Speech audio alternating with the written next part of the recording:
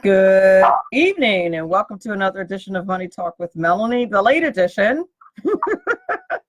I'm so glad to see all of you and talk to you all this evening, coming to you live via SHR Media. And I'm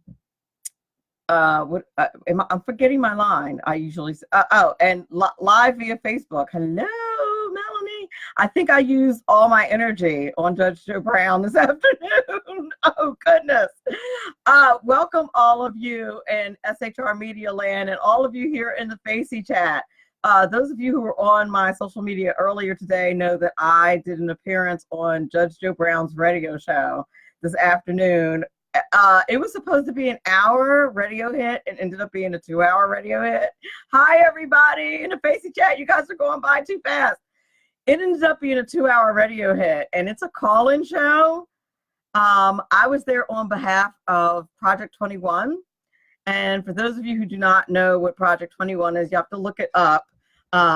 Briefly, it is I don't know why I keep forgetting this long name. It's one of the initiatives of the National Center for Public Policy Research, and it is it promotes African Americans who are committed to non-traditional civil rights initiatives. I guess is the way to put it, or civil rights establishments, basically because we lean conservative, and I guess that's why you refer to it as non-traditional.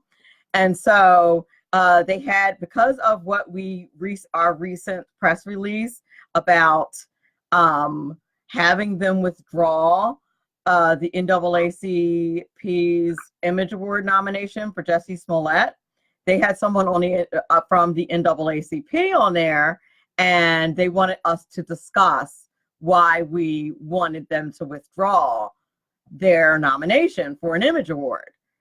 So, yeah. And then they also had people calling in to talk about it. So that's what I was doing for 2 hours on the Judge Joe and Friends radio show.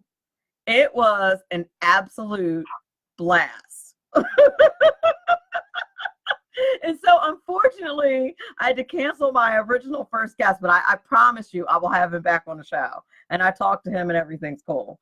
But that was fun. I promise you guys I will post the link too as well. I will hook you up if you want to hear that. Somebody called in and said something about something. I'm not sure I want to get into it because I don't want to. I don't know what my guest's leanings are, and I don't want to freak him out. Oh, Doug Poss listened and said I was overtalked. They overtalked me too much. Doug, you're such a sweetheart. I don't think they did that. Somebody called and said something about you guys are so concerned about oh gosh, what did he say? You guys are so concerned about awards getting withdrawn, but you're not concerned about how these police officers are out here killing people or something.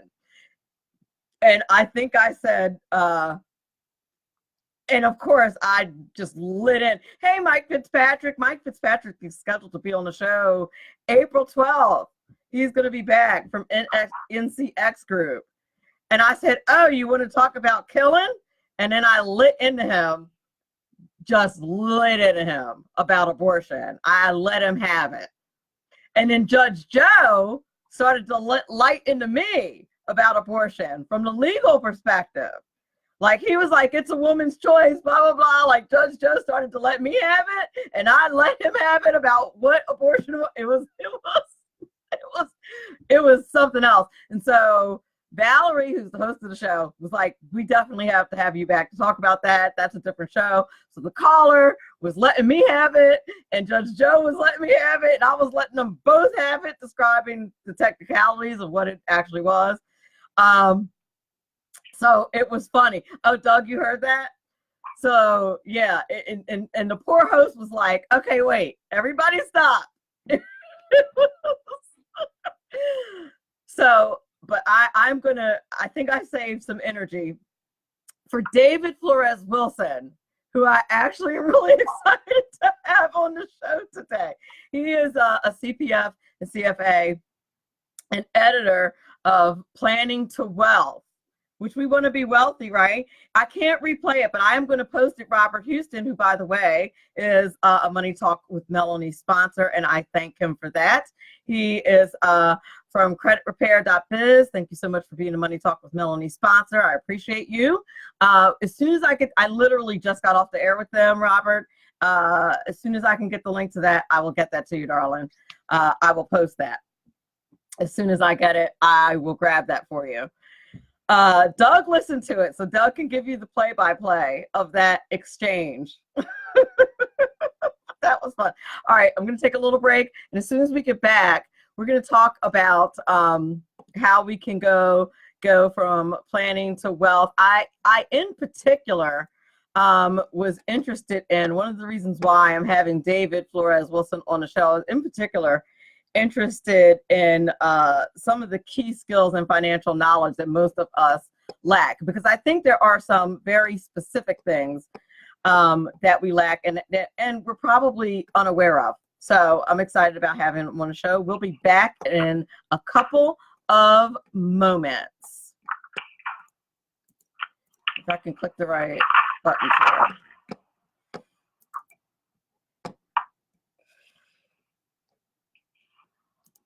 Making a living can be tough these days with so many jobs going overseas. If you love numbers and puzzles and want job security, you can become a tax specialist with an amazing 6-month tax course from Tax Mama. Operate your own tax practice locally or anywhere in the world where there are American taxpayers. It's a great way to write off your trips to visit family for months at a time. Everything you need to pass the IRS 3 special enrollment examinations is included in this course. Visit irsexams.school. And if you need more than 6 months, that's okay. Take your time. You're in the course until you pass the exams or until you unsubscribe and reject Tax Mama's emails.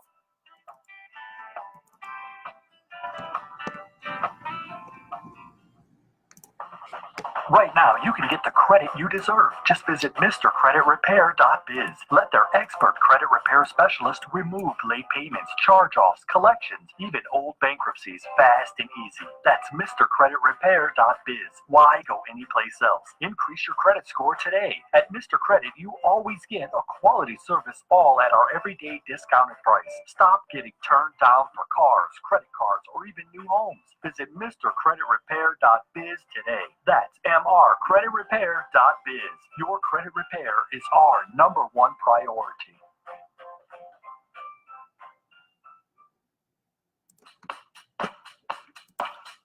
As a little boy growing up in Cleveland, I wasn't allowed to watch a lot of television. But once in a while, my dad and I would view the Three Stooges, Larry, Curly, and Moe, for laughs. Hello, I'm Ron Edwards. From today's page from the Edwards Notebook, today there's a new Three Stooges in Congress. Rashida Tlaib, who fights for Palestinian causes. Imam Omar of Minnesota, who doesn't support our values or good principles that made America the envy of the world. And there's Alexandria Ocasio-Cortez, the big-time in her own mind socialist, who lets everyone know she's the boss. Unlike the original Three Stooges, the new congressional ones are a clear and present danger to our society, along with many others in Congress who are in government to accelerate America's decline and to bolster our enemies. The new Three Stooges support the destruction of our economy and Israel, along with forcing us to live without our unalienable rights and the denial of God-given right to life for newborn babies. And of course, trample President Trump. I think it's high time to disband government schools and restore authentic education. I'm Ron Edwards. Let's meet every Friday at 4 p.m. Eastern, 1 p.m. Pacific on AmericaMatters.us, SHR Media, and at 12 a.m. Sunday on Talk America Radio Network. Ron Edwards, the new voice of America. Sponsored by David E. Garrett Jewelers. What I really appreciate about Ron Edwards is that he really holds his tongue and doesn't really say how he feels about anything, and that he's very ambiguous about his description of things. That's, really, anyway. Anywho, You're listening to Money Talk with Melanie. I'm your business diva, Melanie Collette. I'm very happy to be with you this evening. My guest today on this abbreviated version of Money Talk with Melanie is David Flores Wilson. He is a CPF and CFA editor of Planning to Wealth, and he's going to talk to us today about planning to wealth. I'll give you a little bit of his background. He has a passion for serving as a resource to friends, colleagues, and clients. After years of advising individuals on the side, David established Planning to Wealth in an effort to find new ways to better serve his clients and provide accessible, quality financial advice, providing everything from financial planning tips and wealth management guidance to travel hacks for your next vacation. David aims to be the go-to resource for all financial topics and life planning considerations. His financial guidance has appeared on Yahoo Finance, Investopedia, CNBC, Investment News, and others. In addition to managing his blog, David is a senior wealth manager and financial planner at Watts Capital in New York City, where he has been working for over 9 years. There, David advises and coaches business owners and professionals on a broad spectrum of financial matters as they make progress toward their goals and dreams. Prior to joining Watts Capital Partners, David was a vice president in the mixed income division at Barclays Capital. He received a BS from the University of California, Berkeley, and holds the certified college financial consultant, certified divorce financial analyst, but you make a lot of money there, chartered financial analyst, and certified financial planner designations. David received the IMCA Alternative Investment Certificate and completed Certified Investment Management Analyst Certificate program from the Wharton School at the University of Pennsylvania. And without further ado, I want to introduce to the audience Mr. David Flores Wilson. Thank you so much for being here. Hi, Melanie. It's great to be here. I appreciate the work you're doing as you bring together, experts and influencers and do your part to spread financial literacy. So I'm excited to be here. But it sounds like my day hasn't been as exciting as yours, though. Well, I taught high school all day. I actually attempted to teach financial literacy to high schoolers all day before I did Judge Joe, and now I'm speaking to you. Sounds great. That's a full day. And I suspect that my high schoolers, based on their grades, will be coming to see you in about another 20 years. They're gonna need your help. Okay, well, we'd love to help, so I'm available. They sure will. So, is there anything about your background that I missed that you'd like to share with the audience? I mean, you pretty much got it all in there. I think that, for me, I think I'm a pretty big advocate of financial literacy, and I got lucky sort of growing up that my dad was a CPA, and so I always got these little nuggets of knowledge about taxes and savings and investing from him. And, he had a home office, and, the business owners and entrepreneurs and executives would kind of come through, and so I sort of absorbed it by osmosis over time, and then it became my career. So I love it. There's only, at least the last time I looked, there are only 6 states that require financial literacy courses.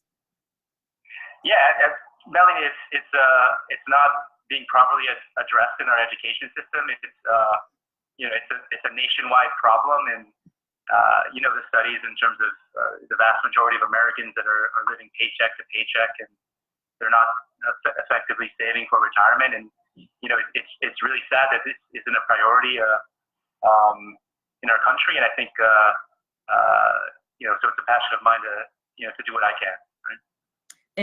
Indeed. So where do you start off when you are advising your clients? Oftentimes, I feel like I'm in the interest of transparency. I'm in a similar business. So where do you start off with your clients? Oftentimes you kind of have to know where you are in order to know where you're going, right?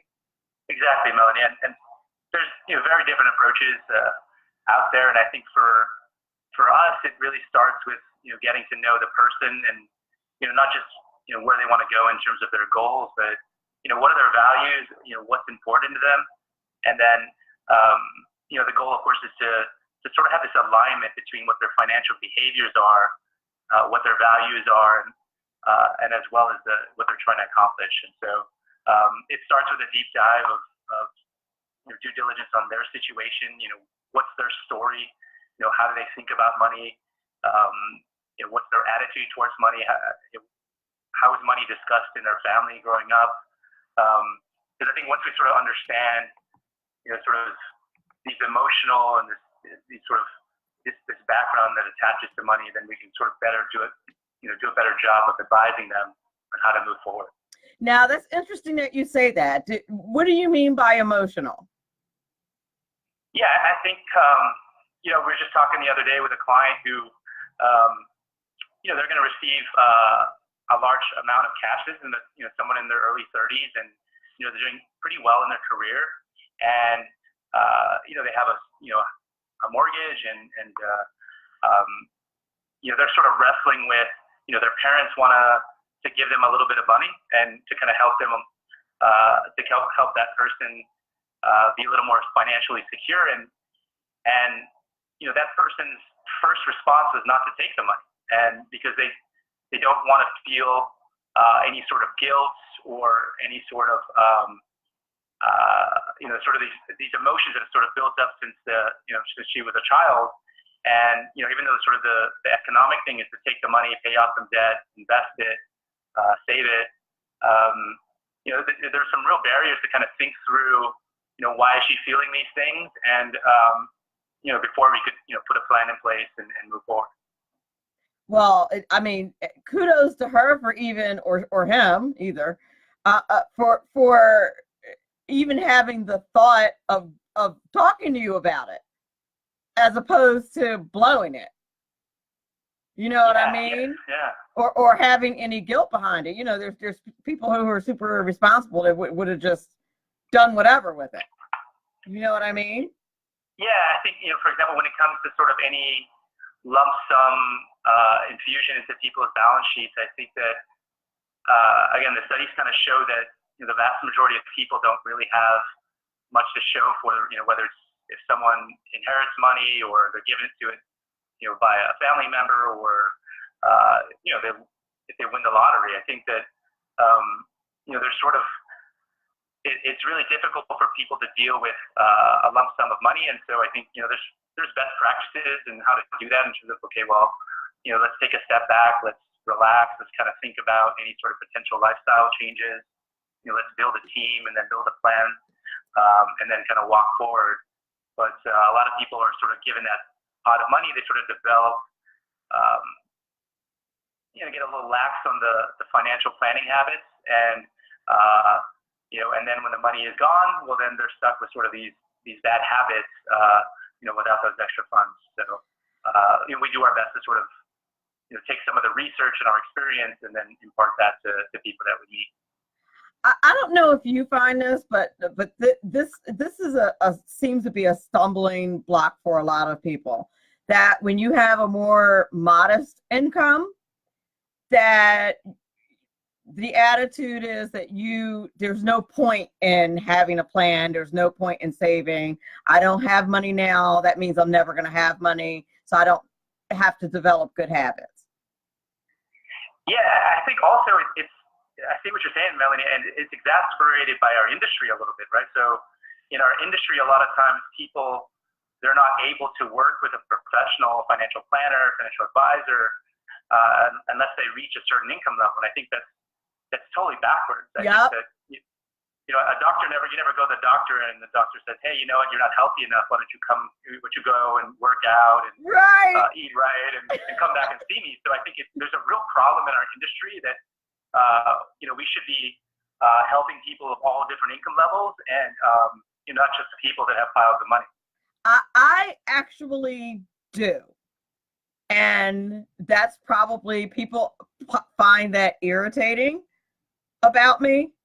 I do it kind of for free. I mean, it feels good though, right? Like it's yeah. When you sort of impart this knowledge and people make progress, I mean, that's why I'm in this business. So. And I mean, I had this, and I probably should just start doing it, because I see people in these situations all the time where I'm like, what are you doing?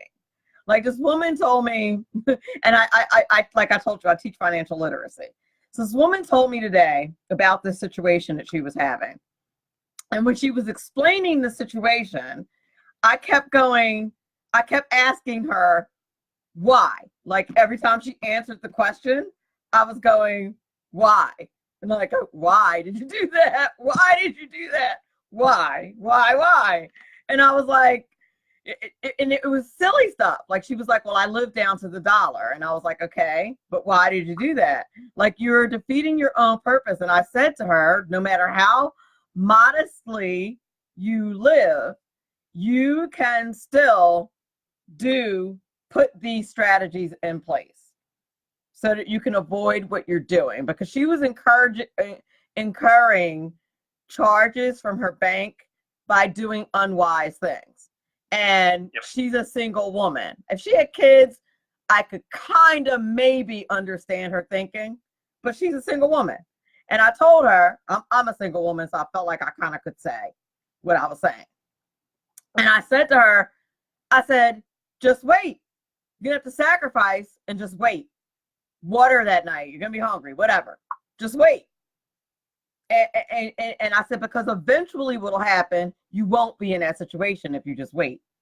Like, at some point, you won't be behind. And you won't incur those charges. Just wait. So, and then you'll start getting ahead. But you're going to just keep messing up.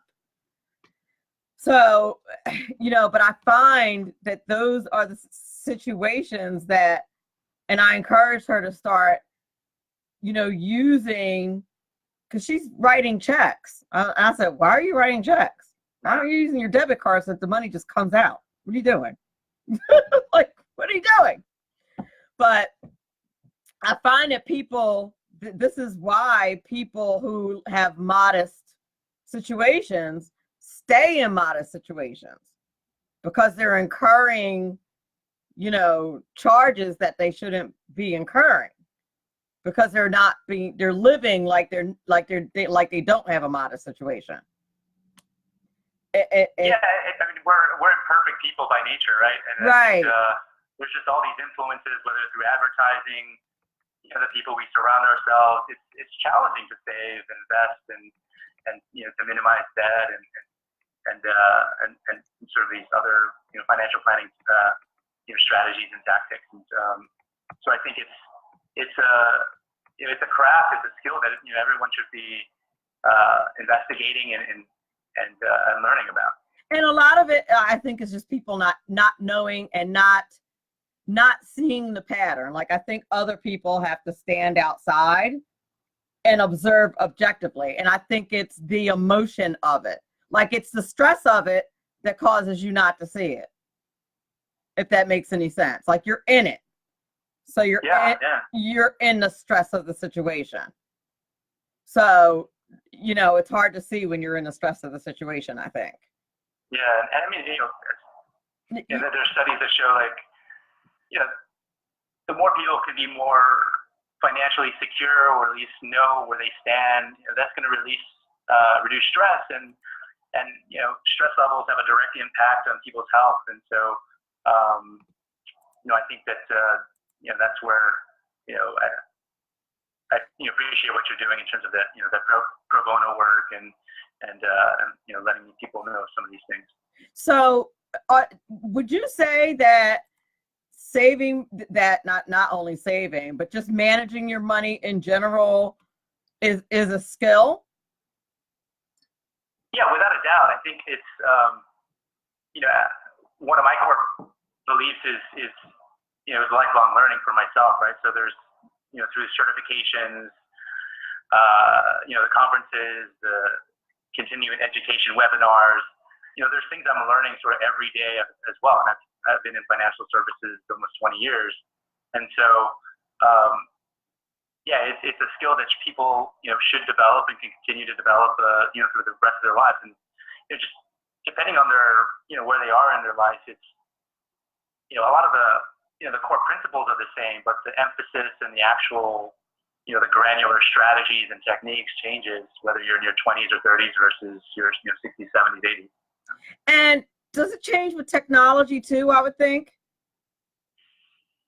Yeah, I think if you're meaning that, I think what's great of the last sort of the fintech revolution in the last, 5-10 years is that, whether it's saving or tracking expenses, some of these things can be a little bit easier through the technology.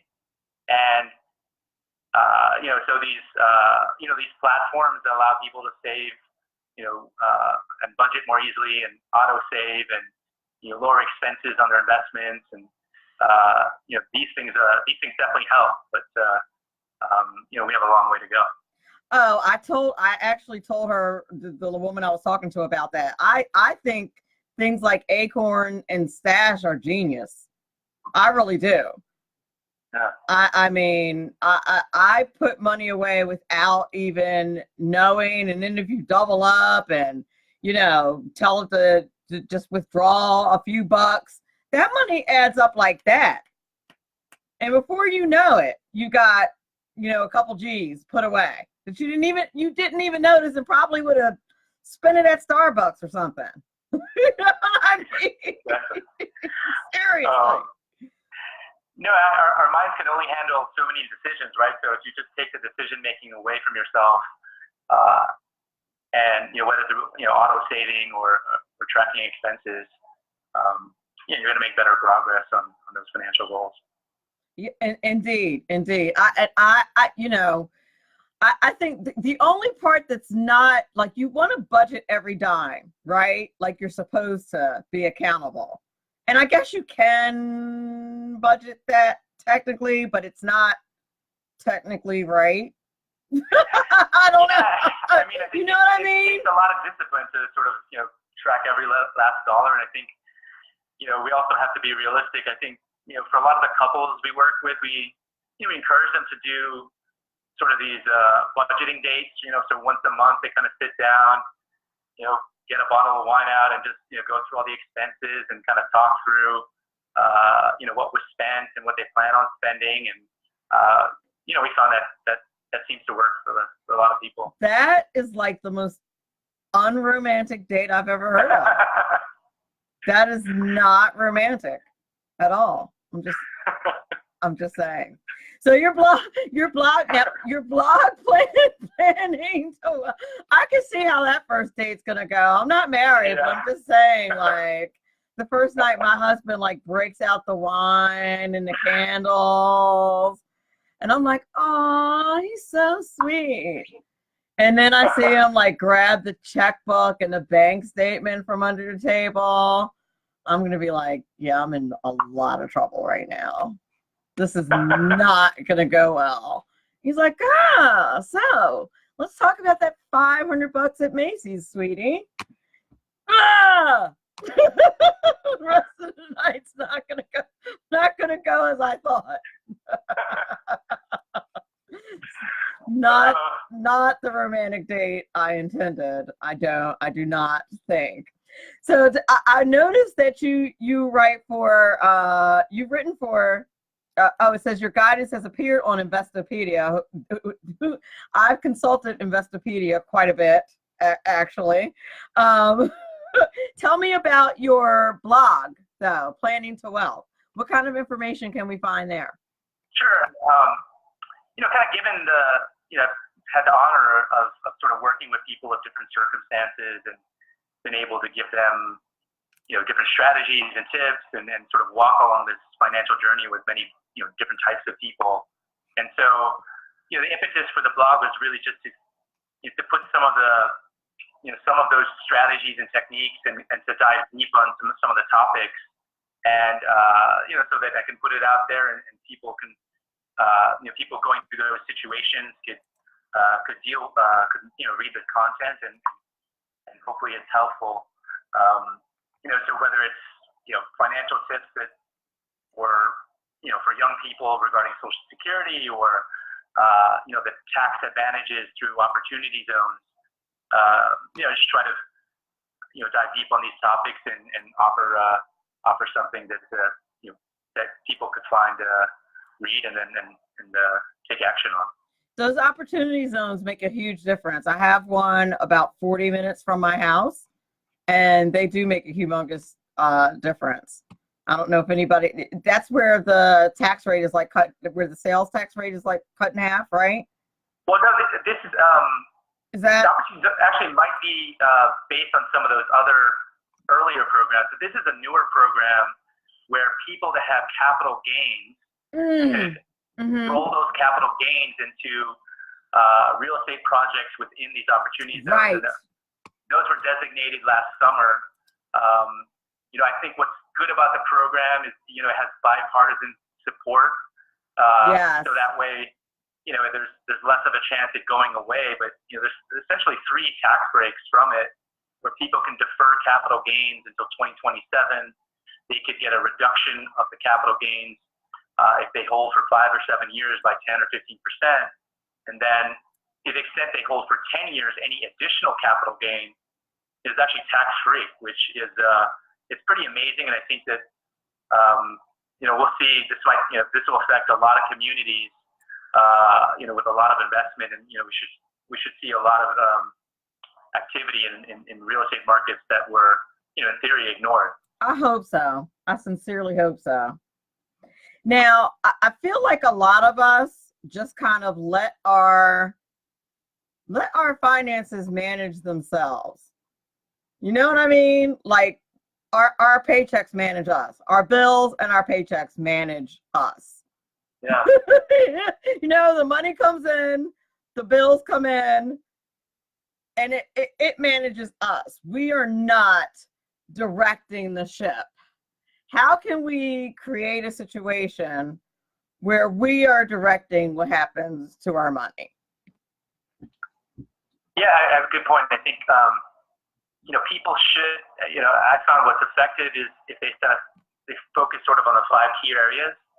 Those 5 key areas are, 1, saving, 2, investing, 3, protecting what you have through, life insurance, disability insurance, home insurance, etc. As well as they should be, managing debt effectively and minimizing taxes through, all the different strategies and techniques that people have to avoid taxes, defer taxes, and emphasize lower taxes over higher taxes. So if they sort of focus on those 5 areas, they're going to do well and they're going to make progress towards financial independence. I like it. I like it a lot. That makes a lot of sense. And are there different things that if you are in an impoverished situation or if you find yourself in deep debt, is there a way to get out and get out safely, or are you doomed to be in debt forever?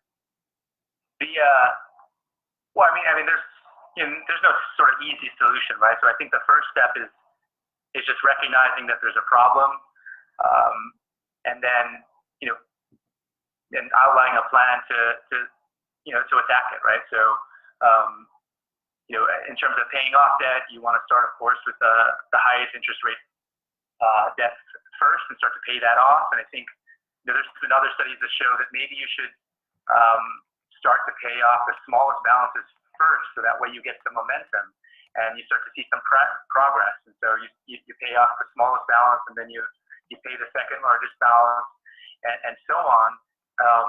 Because once we see progress being made, at the personal level, that's when people really kind of kick in high gear and achieve goals like that. So, but yeah, I think people should put the debt plan in place and start to build an emergency plan, and look at their expenses, look at their revenues, and then start to just address those sort of different aspects of financial planning, saving, investing, protecting. using the tax code to minimize taxes, and then of course managing debt. I agree. I had a boss one time that used to tell me, when you have a lot to do, you have to do something called, like a big, huge task. You should do something called focus methodically. And that's how I think about something like paying off a lot of debt. You have to focus methodically. It's methodical. Just keep doing it. It'll get done. Just keep doing it till it gets done, step by step. And I think it's this, like, eventually you're going to start seeing the fruits of your labor, so to speak. You're going to start seeing that go down. So tell the audience where it is that you can be reached, where they can get in touch with you, how they can avail themselves of your services. Sure. People can contact me at the blog. It's planningtowealth.com. I have an auto scheduler there. Nice. Some time, and I could, we can talk through any sort of financial issues, and hopefully that can be helpful. Excellent. Thank you so much for being on Money Talk with Melanie. My guest today was David Flores Wilson, and he is the editor of Planning to Wealth. Thank you so much for being on the show. I want to thank everybody out there in SHR Media Land. And if you're listening to this as a download on iTunes or any of the other wonderful platforms on which you can find Money Talk with Melanie, I appreciate you so much. I appreciate my sponsors. And remember, all of this is very important, because after all, this is your money. Thank you, and have a great day.